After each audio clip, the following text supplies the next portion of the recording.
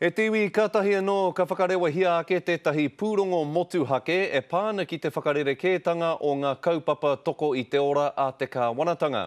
He ai ki te pūrongo nei me rereke te mana tangata whenua o te iwi Māori i te mana tangata whenua o iwi Kē. Kei a Kingi Kiriona ngā whakamahuki. Ko te whakatangi whira hea huatanga me uaua ka kitea i tētahi kaupapa toko i te ora. He hui rereke mō tētahi huarahi rereke. Ko te kaupa o tēnei pūrongo te whakatakoto i tētahi atu ara, ētahi atu whakaaro hei rongo āpea mō tēnei mea te tātaitanga pēnihana. Toko ono ngā kaituhi i te pūrongo a te Alternative Welfare Working Group.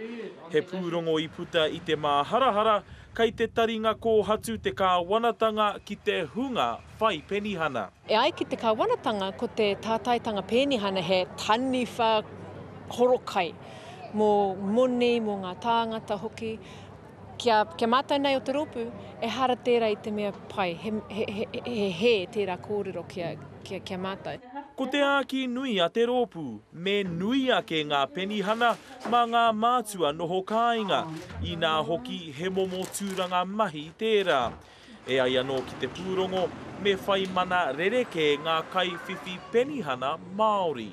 Anyone that goes down that track immediately starts to ghettoise us in terms of where is the action? It's in mainstream.